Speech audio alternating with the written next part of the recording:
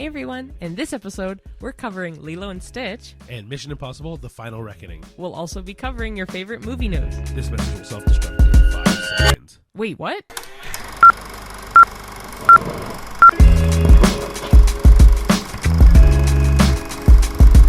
Hello everyone. Hi there. Welcome to a new episode of the A-List Admission. Welcome, welcome.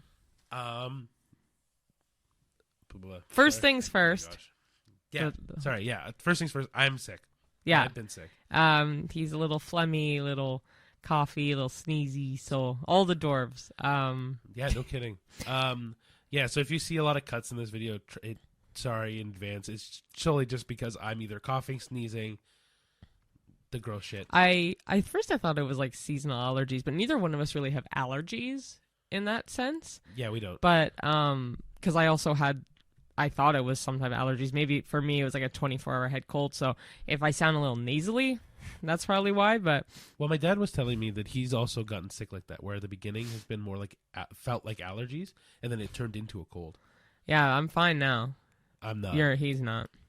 But yeah, other than being sick, this week was I guess in the States they have the same kind of holiday, but we have Victoria Day this week, and they had Memorial Day, right?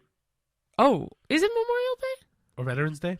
No, I think it's whatever. They have a day off this past Monday.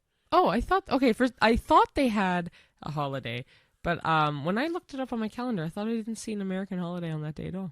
Usually, I thought Memorial Day was a little later. So, I apologize to our States fans because I know we have States fans. We're really bad at holidays. I'm not usually that bad. You kind of threw me off. Oh, it's next week. That's why, because I'm really good with American holidays. So that's why, again, when I looked at my calendar, I'm like, there's no Memorial Day. And I'm like, okay, so it's not on Victoria Day. But anyway, we had Victoria Day. Yeah, so usually they're on the same day. That's why I'm like, oh yeah. Really? Yeah, usually. Okay. Usually it's the weekend that is closest to May 24th, right? I guess. Usually that's what Victoria Day is, and so in my head I'm like, oh yeah, it's the same day. But okay, you guys will just have had Memorial Day. We've had Victoria Day the week prior. Great. I don't know. That was chaos. Regardless. Anyway. Hopefully everyone enjoyed a day off. Yeah, last week. With the two big blockbusters out, I think they'll definitely have good options for the holiday weekend. I completely agree. So, do you want to go into movie news first, or do you want to do let's do some movie news first. All right. Do you want me to start? Yeah, or I'll let you do the first one. Okay, so this is thanks to Screen Thrill, if you know of them on Instagram. So there's thoughts that the global movie industry is actually going to be under a huge threat because Google, they had an I.O., which is like not a Comic-Con, but like a convention for Google, kind of like what Apple does, that they unveiled a new AI called the Veo 3 or Veo 3. It's VEO. Anyway, it can now create entire realistic video scenes with synchronized sound, with accents on the humans, without any actors, without any prompts, without any cameras, lighting crews, film production crews, nothing. So it omits the need for humans and essentially can make full movies now. And it literally has the power to replace a lot of film production. And like, you don't need a director, you don't need a producer, hell, you don't need actors. So a lot of people are paying attention to this AI, and I guess we'll keep you updated if we hear anything, because it can now write the script for you, AI. It can make the sound design. It can do it all. Literally write the whole thing for you, give you thoughts and feelings now. I think there's a good way to use this tool and a bad way to use this tool, right? Like, we kind of briefly mentioned before how AI is like a lot of things, they tries to take over everything. My thought with this is, if they use it to kind of like set up a real, like hey, this is what I think our movie's going to try to look like, and do it that way, then great, because then it can be a visualization tool instead of a like replacement tool. Yeah. But if you use it to replace it, that's bullshit. Oh, 100%. So yeah, that's something to keep an eye out. So it's VEO 3, and it's a new Google AI film, like literal film entity. All right. So for the next movie, I guess movie news slash Well, TV show. yeah, I was news. gonna say we don't usually do TV news, so I figured the next two things are new updates that on TV, so pop culture that are worth it noting. And I mean, this was a series on as a movie before, so we are talking about the Harry Potter TV show for HBO.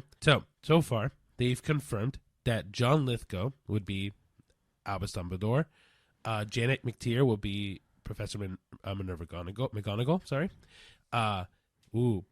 Papa Escido will play Severus Snape, and Nick Frost will play Hagrid.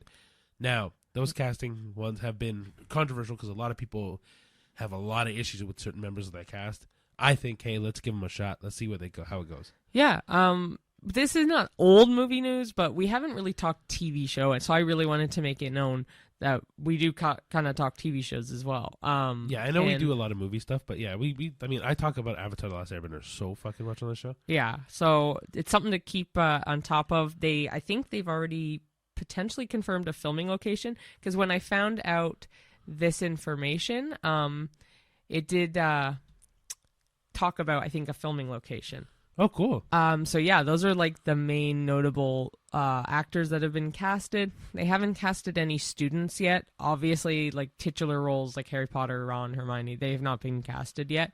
But slowly but surely they'll do it. Like they have actually been announcing more cast for the Hunger Games Sunrise on the Reaping as well. Oh man, the amount of people that have already been confirmed for that. Like, Ralph Fiennes is also, funny enough, now the villain for another major franchise. Oh yeah. Yeah, so that's fun. But in terms of Harry Potter, they've already started building the Privet Drive. So they've started making houses and sets for it. It was posted on X. But yeah. I was gonna say, like, it's funny you mentioned songbirds and snakes.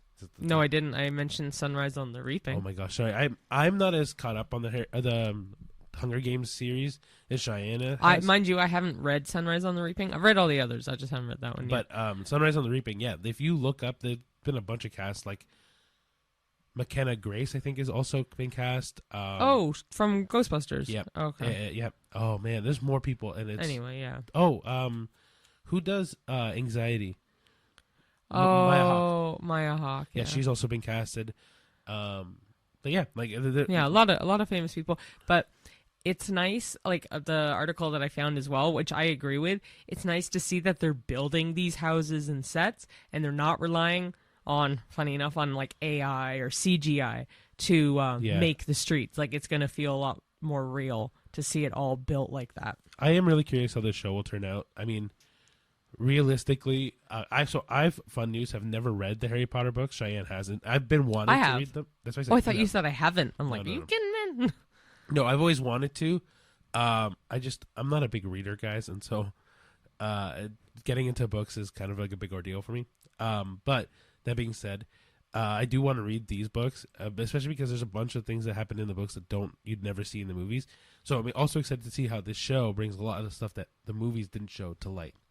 Yeah, and as I'm reading a little bit more of this as well, I didn't realize. It may not make sense, but the original films used a real house for the Dursley house. Yeah.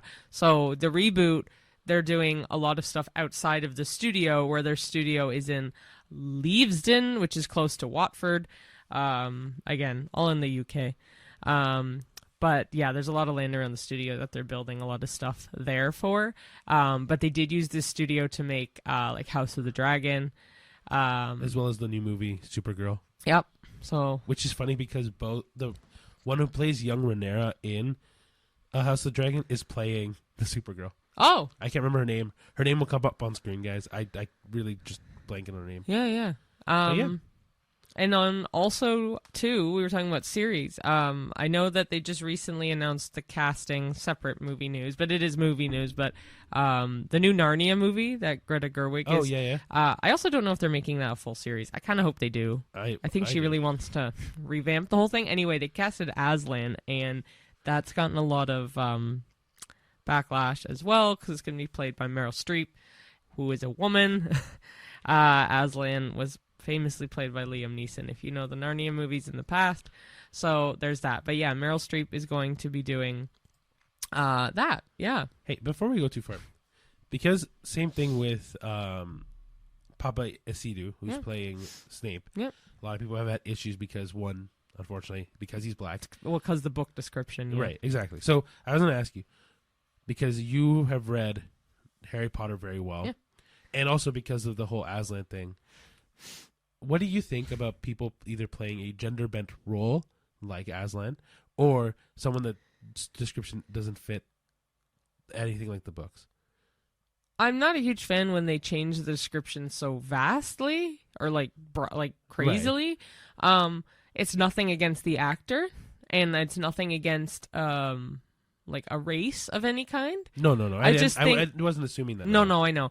I think it's Papa Asidu. He's brilliant. His acting is superb. If you look him up, look up his I believe it's Hamlet monologue. He does a beautiful rendition. He's well known in the Shakespeare circle for doing a lot of Shakespeare. He's brilliant. The way he talks and the way he acts is brilliant. So I think as an actor, I think he's perfection. So I think he'll play Snape beautifully. But I think for a lot of people, unfortunately, it's the initial like, whoa. Yeah. Because most people, like you, have not read the books. Side note, you definitely should. They're well worth it, but have not read these books. So they just go by face value, unfortunately, and that's Alan Rickman. And Alan Rickman, one of my favorite actors, rest in peace, but brilliant. He played Snape brilliantly, and he suited the closest description you could really for the book, whereas Papa Asidu, unfortunately, does not. So for this movie, or this TV show, sorry, I'm just curious to see what's going to happen, because I had a very similar thing with Rue in the Hunger Games movies, because she did not match the description in the book whatsoever. But the other thing was, for her, it didn't match the description in my head. There was really no full description on Rue's looks. Right. And she did a great job. The girl who played Rue. I want to say it's Amandla something. I'll put her name up on the screen as well. Yeah. Anyway, kind of going off the beaten path. Sorry, but this is a good conversation, because I think a lot of people are going to have an issue with this, right? Like, so this one, I don't necessarily mind. I'd prefer them to keep to the description if it's already written in the book, but there's been so much creative liberties taken with Harry Potter because J.K. Rowling has even changed things. Yeah, after the books have been written. Yep. So this is, and she's also helping with this series to some degree. I don't know how much. I don't know, because the J.K. asked Tom Felton to help with the behind the scenes stuff for the show. So she must be helping to some degree. To what extent, I don't know, but she probably knows that he's going to be playing this, and she's probably fine with it. So at this point, I'm like, do whatever the fuck you want, because he's going to be great. Yeah. So look past whatever like angst you have against it, because he's a brilliant actor. Now the same question goes for Aslan, because I was just about to say this one actress. I have a little bit of a harder time with, and I just, for me, gender bent stuff throws me off, but not in a bad way. I think Aslan, when I think of Aslan, I think should just be played by someone like Liam Neeson. Yeah, so I'm not a huge fan of Meryl Streep, to be honest. Fine. She's a great actress. A lot of people love her. I don't know what it is, just kind of like I'm kind of iffy on her acting, to be honest. But I'm not saying Liam Neeson was the perfect person for acting, but I mean, I liked his voice as Aslan. I think maybe it's a vocal thing, not even so much a gender thing. I just like that gritty, dark, deeper voice than a man can carry, rather than a woman. But I don't know. It may turn out to be great. We'll see. So for me, in terms for both, right, is as for coming from someone who hasn't read the books, I'll admit when I saw that Papa Asidu was going to get Severus, I was also shocked, because it's such a vast difference from Alan Rickman. And I think that there's been a lot of petition online for people wanting like Adam Driver to take over the role as well. It's such a fanfic kind of thing. I would love if Adam Driver did it, but he wouldn't do a good job, I don't think. I also agree with you, though. Yeah. That's the thing. So like for me, it's I have also kind of been in that road of like, okay, well, I would love this person to be down there. I love, like, when we talked about, or when, like, for example, later on this year, Fantastic Four is coming out, and when Reed Richards was going up and everyone was like, "Oh, Reed Richards is being casted," I was among hundreds of people that were like, "Oh, John Krasinski would be perfect as this role." Not to say Pedro Pascal is a bad choice for the role. I love Pedro, but he's gorgeous, man. And honestly, he's probably going to do a much better job than John Krasinski. Again, no shot at John Krasinski.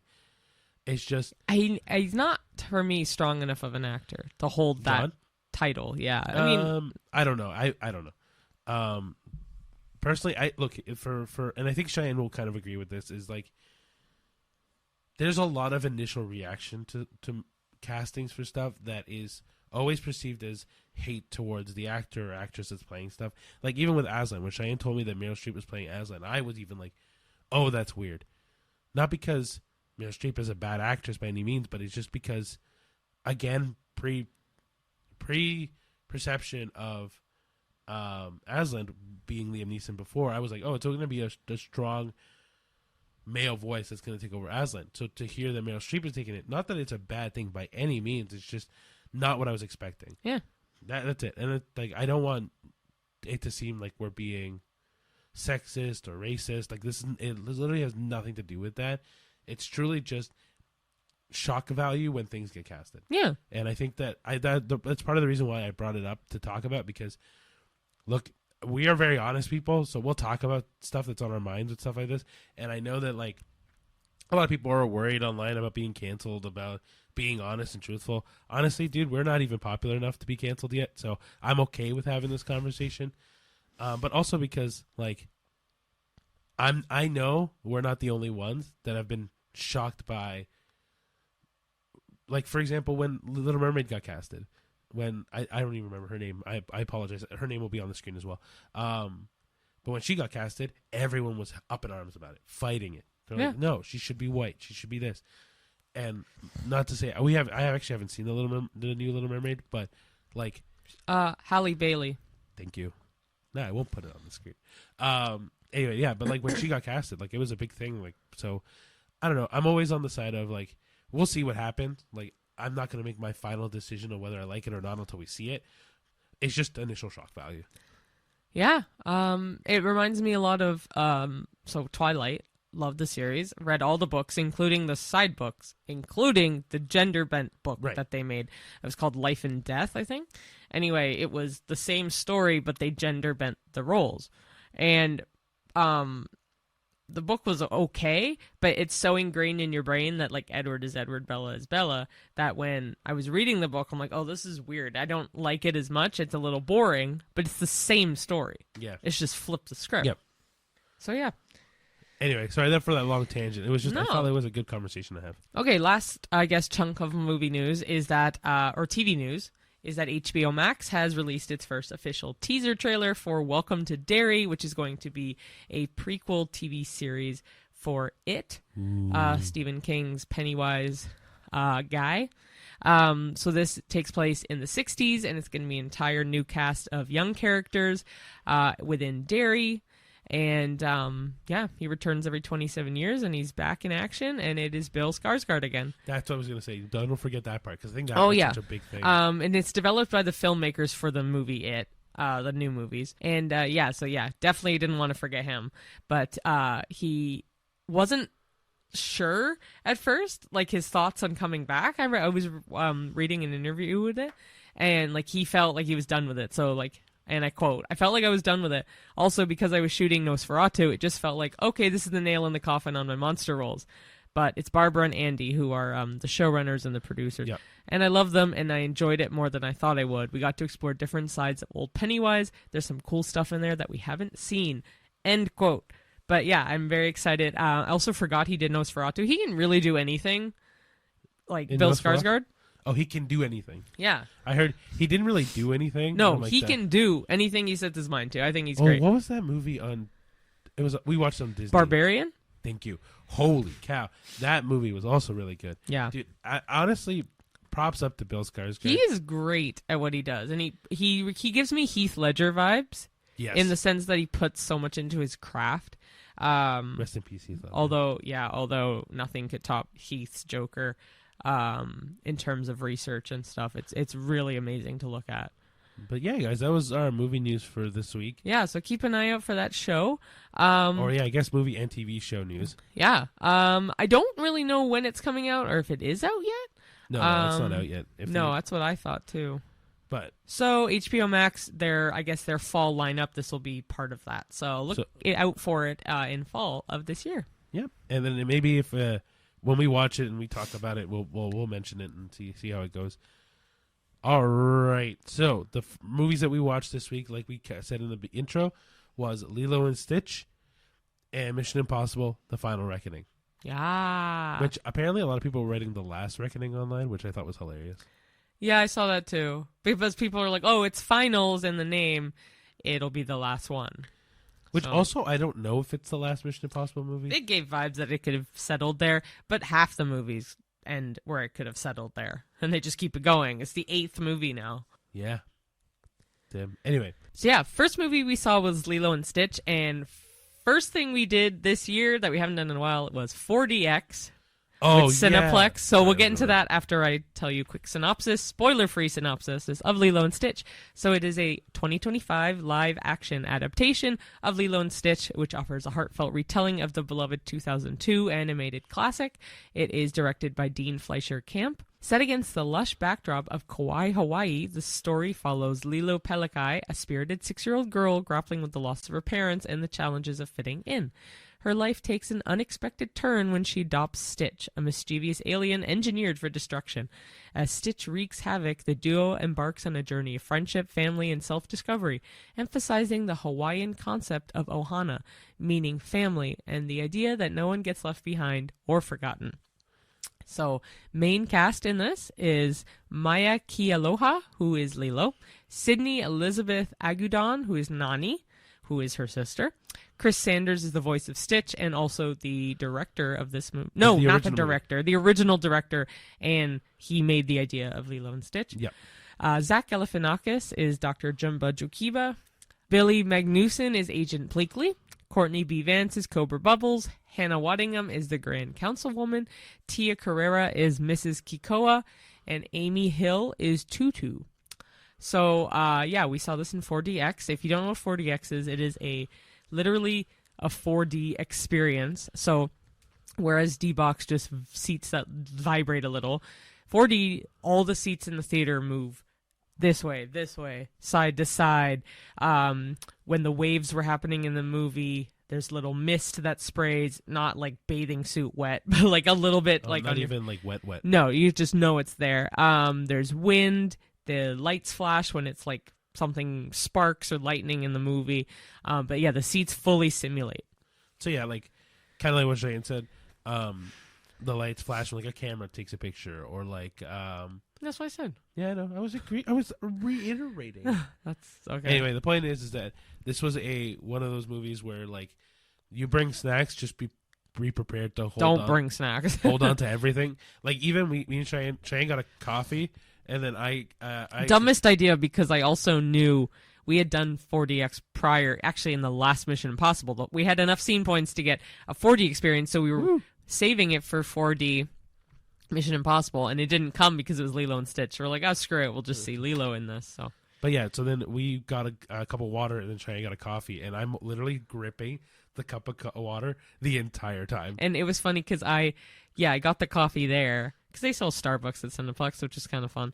But I just get a black coffee, such a basic, or like not basic, just boring coffee drinker. No, I think it's the healthiest. So yeah, just a black coffee. But anyway, I brought intentionally my tumbler that had the screw-on lid with like a locking cap because I knew it would go flying. And even then, I realized the handle on the cup sat to the point where it couldn't go in the cup holder. So I had my coat with me, so there was no one in the seat next to me. So I put my coat there and kind of cradled the cup in the coat, because it wouldn't sit in the cup holder, and I had to wait for like a lull in the vibration of the seat or the simulation of the seat to get a sip.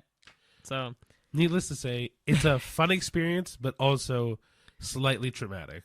It's more just if you go in wanting snacks, just don't get snacks. It's not worth it unless you want like candy, but then you could choke on it because of the simulator. Now, keep in mind that it is kind of like a novelty thing, because I have the CineClub thing, and even with 2 tickets for that, it's $40.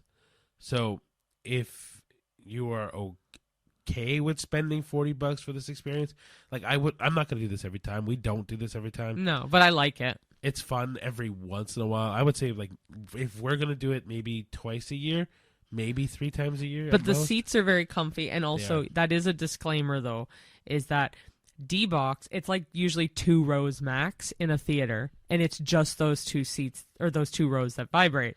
And it's usually just the seats that you book that vibrate, not all the seats in that row. 4DX, the entire theater moves, whether there's people in those seats or not. Yeah, so, exactly. The front, like 4 rows in front of us, no one was in there. Those seats were moving too. So, but yeah, like it's a fun experience. I would say do it once maybe, but just understand that if you don't have CineClub, it's gonna be more expensive. But even with CineClub, $40 for 2 people. Just keep that in mind. Yeah. Right. But let's go to the actual movie. I thought it was very, very cute. We both loved the original. We rewatched the original. We needed to do our research. Because I knew I liked it, but I barely remembered it. I remembered the TV show a good chunk. And I knew the gist, obviously, from when Walt Disney World had Stitch's Great Escape. It's not there anymore. It was a ride there. It was just like the beginning scene of the movie. Oh, yeah. This is almost verbatim of the cartoon, other than they don't have, what's his name? Gantu. Captain Gantu's not in this. There's a couple things that are different. Yeah, a couple things that are different, but very slim. She's right. There's a lot of scenes from.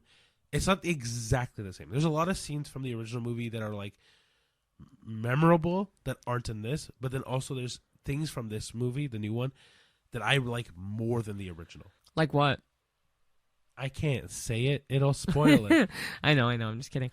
Yeah, but cute. I would say, like, if you're looking for the exact same movie shot for shot, you're going to be disappointed. It's not the exact same. It's close, but it's not the exact same. Yeah. No, I agree. It's but it is very, very cute. The girl who played Lilo, it did say introducing her, so it must be her first role. Yeah.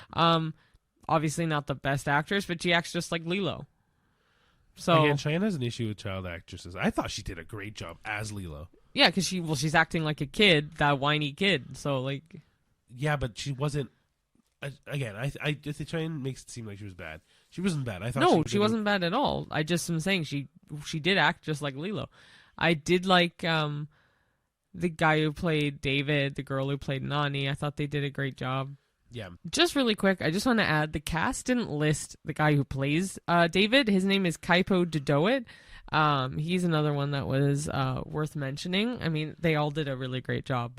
And also one really quick thing, too, is that Tia Carrera, who plays Mrs. Kikoa, who's like the social worker, we just found out that she voiced Nani in the TV shows and the movies, like the original Lilo and Stitch. Yeah, so that's so cool they brought her back. That's awesome because, I mean, when you do remakes like this, like a lot of people were like, "Oh, I wonder if they're going to bring back the original people." Yeah, and Chris Sanders did Stitch originally, and made the show what it is, or the thing what it is. Right. So I'm really excited. I'm really happy they brought back a lot of people. Yeah. Oh, 100%. So. Oh shoot. I'm not going to give it that high of a rating. I didn't even think of a rating, honestly. I'll give it a 6. What? What? 6 is so low. I'm fine with 6. I think both of these movies are going to be the same for me, or roughly the same. I'm going to rate this a 7. Okay. I really like Lilo and Stitch. The music was really good. I love the music. The acting is really good. I'll rate it a 7. I think it suits a 7. Okay. Cool. All right. So the second movie we watched was Mission Impossible: The Final Reckoning. Yeah. And we'll do the little synopsis, spoiler-free synopsis.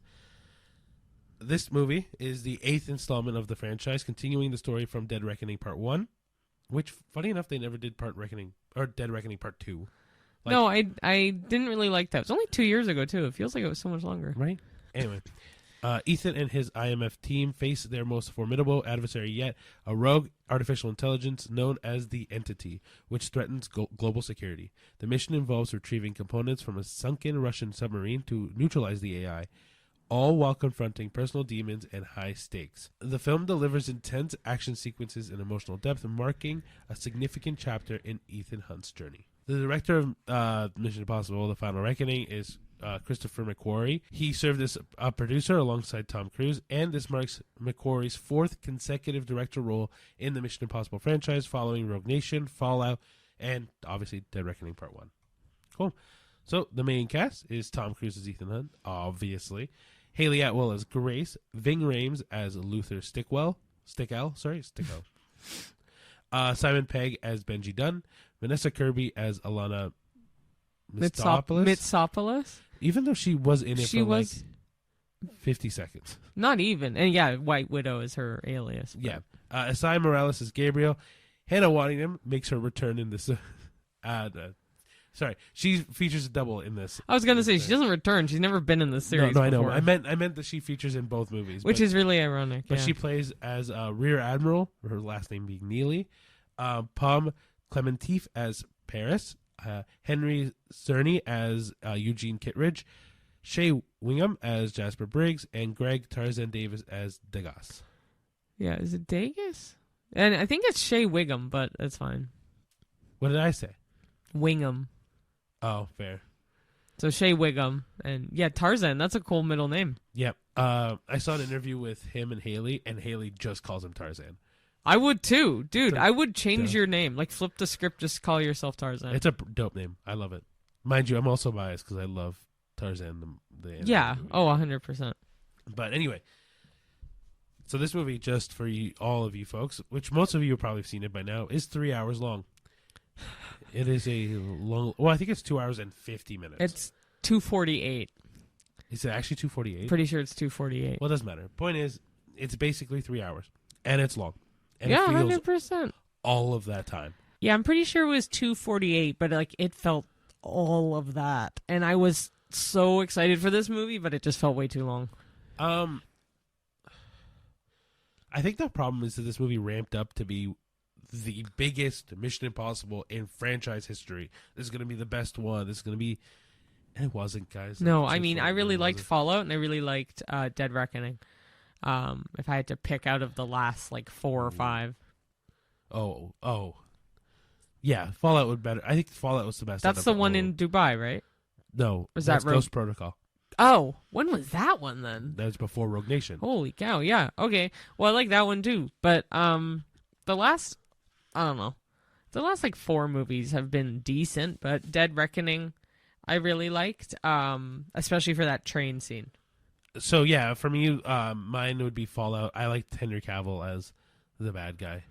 Oh, yeah. Yeah. And his shotgun arms. You know what I'm talking about?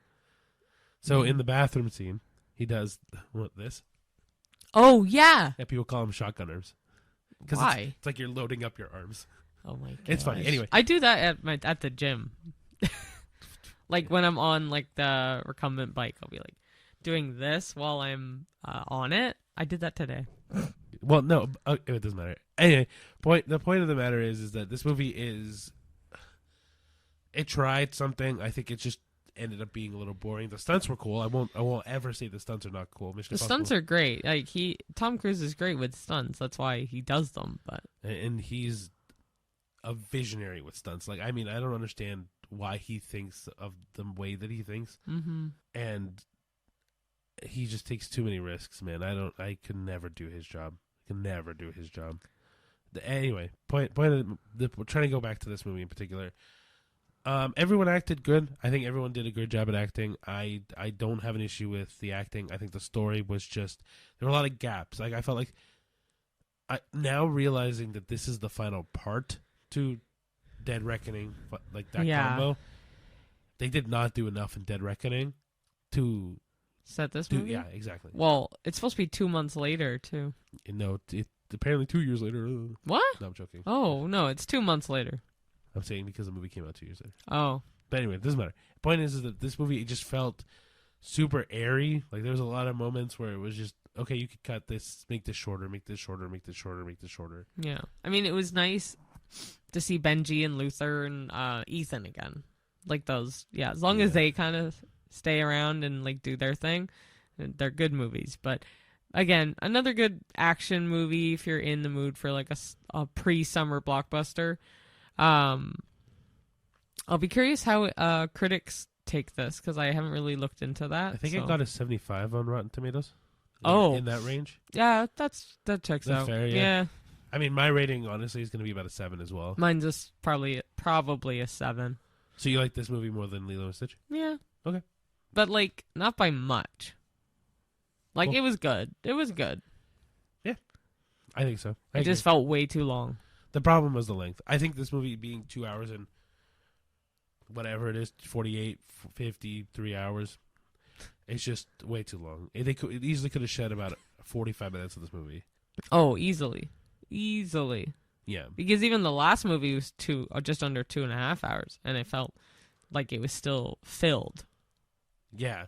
Whatever they did with Dead Reckoning, honestly, is much better of a film than this. Oh, yeah. 100%. The only issue with Dead Reckoning is the ending. Because it's like, oh, well, there's no resolve. And because that's what this movie was but for. I don't know. I don't think you need 2 hours and 45 minutes for this resolve. No, I don't think so either. It just kind of sucks. I mean, maybe we'd have liked it more if it was in 4D. I don't know. I don't think we would have. Yeah. I don't know. Anyway, that's irrelevant. Okay, so yeah, those are the 2 movies we saw, and overall, still go see them because it is a holiday weekend. Especially Lilo and Stitch. It's very, very cute. But speaking of Lilo and Stitch, because it is a live action remake, I know you wanted to talk about like other Disney. Yeah, so like I know Cheyenne's favorite live action remake is the Beauty and the Beast. Yeah. One, right? Yeah. I mean, I'm indifferent to live action remakes. I don't really care either way, but that one's pretty good. Well, I mean, compared to like the originals, right? Mm-hmm. Like Cinderella with what's her Lily name? James. Thank you. Yeah. You're better at names than I am. Yeah, no, someone at work actually just asked me about this. That's why I knew. Oh, fair. But I already knew it was her. It's just someone had the same question. I'm really good with faces. Like, if you show me an actress's face, I'd be like, oh, yeah, I know who that is. I also like the live-action Peter Pan, too. Yeah, but there's been a bunch of live-action Peter Pan. Yeah, but that's not Disney-made, I think, is it? It must be. Well, I don't know. I think that one is... I think Peter Pan as a whole is... not copyright free. It's not public domain. It's not public domain yet? Well, I know he donated it to a children's hospital. Oh, okay. Fair. I know that, like, for example, Steamboat Willie is now public domain. Okay, so then just really quick, in the UK specifically, they have a special case where Peter Pan is not public domain. Only the Great Ormond Street Hospital owns perpetual rights because Sir James M. Barrie gave the rights to the hospital in 1929. He died in 1937, but it was a gift. If you are interested in the backstory on that, Finding Neverland's an excellent movie with Kate Winslet and Johnny Depp about Sir James M. Barrie and his like creation of Peter Pan as a whole. But in the U.S., Canada, and a lot of other countries, the Peter Pan, like the original play and the novel Peter and Wendy, are public domain. And copyrights usually last about 70 years after the author's death. So around 2008 is when the both of those things became public domain. So yeah, I don't know who created the Peter Pan I'm thinking of, but it's with Jeremy Sumpter. That one I really liked as a kid, but Beauty and the Beast was very good too. Yeah, I also say that because this year earlier we saw Snow White as well. Yeah. Right? And then The Little Mermaid came out, which I know I haven't seen. Yeah. But Mufasa, but that's a lot of CGI. Well, or even like Lion King. The Lion King, yeah. Aladdin. Right, so, Aladdin. I forgot about Aladdin, too. Yeah, so, like, what are your thoughts on Disney live-action remakes? I know that you would, like, I don't really care. I don't think they need to do them. I agree. Like, they could use their budget towards maybe lowering their ticket prices, but... Oh, at the parks? Yeah. Yeah, I agree. I just think, with live-action remakes, I understand why they're doing them, trying to reintroduce these older stories to a newer audience. Mm-hmm. I just... Maybe I'm like an old head for this, but like I kind of wish they just made newer stories instead. Well, I mean, like they did Maleficent, which I know isn't a live action remake of Sleeping Beauty, but it's a twist on it because you get to see more of the Maleficent's backstory. Yeah, but see, I like that because it's different. That's what I'm saying, right? And so, if they had done more like that, where like for example, you got the story of Jafar or the story of Ursula, yeah, like did a whole like Disney villains arc, but all live action, I'd be okay with that. I feel like we're missing some live action remakes, probably. Well, I know they're doing Hercules. Yes. Yeah, and are they doing Hunchback of Notre Dame? I don't know. I think that's what I you feel like want. I heard. No, I think I heard about it. That's why I'm not sure. Okay. But yeah, like I was thinking, like with live action remakes, all of them, if not all of them, a majority of them have been like panned. Like no one likes them that much. Panned? Yeah, it's a Like flatlined? yeah, like panned or like. I've never heard of that. But like, not like typically regarded as not good. Yeah. Right. Like I think the only exception to that is the Beauty and the Beast one, and then maybe the Cinderella one. Maybe the Cinderella one. But those are the only two that I can think of that are live action remakes of movies, of Disney movies that are made by Disney that have been good, right? Yeah. Because, like, and Lilo Stitch is probably going to be in that range. Oh, Lady and the Tramp had a live action. Which I also didn't see. Didn't see, but I can't see that thing very good. I heard it wasn't great, but I don't know. I can't say. Right. So, like, it's one of those things where, like, Lilo and Stitch is good, but this is, like, a one-off compared to all the other ones. Like, even Aladdin, when Aladdin got rebooted or remade into live action, a lot of people criticized that one, too. Yeah. Because of Will Smith. Sure. Because it's like, oh, it's not Robin Williams. I mean, unfortunately, rest in peace, he did pass away. So they needed to find someone else. I just think it's tough because, like, you're never going to replace Robin Williams exactly, and Will Smith was the biggest switch from that still works really well as Genie, I think. So, like, Severus Snape being Papa Sidu. Fair enough. Like, you never know. You never know. Yeah. Anyway. No, I know. I know, it was a little tangent I wanted to go on just because I know, because we don't have, like, a long second half, just because I know you're not feeling so hot. Yeah. But so it was something I wanted to talk about because, like I said, we watched Snow White this year, and Snow White wasn't that good. Yep. But, yeah. Anyway.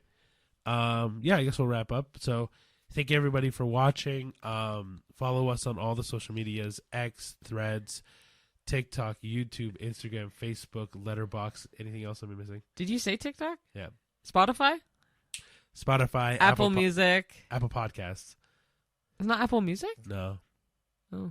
Apple Podcast, Amazon Music, YouTube, audio, like Yep. whatever. Yep. I don't know. Anywhere you get your podcast. Like I think we're on Castbox, iHeartRadio. Oh, as well. iHeartRadio, yeah. Yeah. Castbox? I don't even know if I've heard of that. I was doing my research and trying to upload it to everything. So we're literally on anything at the A-List Admission, except on X and Letterboxd. It's at the A-List Pod. But yeah. And guys, if you're listening or watching on Spotify, please like the podcast, rate it 5 stars or whatever stars you think it deserves. Comment on the podcast. Let us know what you think. Yeah. Whether it's on YouTube or anything, or even on our thread. Not our threads. On our reels, our TikToks, our shorts on YouTube. Guys, we just consume all the media. Yeah, and like if you have any questions for us, feel free to like write and ask. We've had a couple people message us here and there asking questions. We're definitely down to help answer anything as best as we can. Yeah, and then you can always give us discussion questions in the comments. Give us your favorite movies in the comments. Maybe we'll go around watching those. Yeah. Yeah. We appreciate you taking the time to sit and veg with us for a little bit. even though I'm sicky, and you can probably hear it all over this podcast.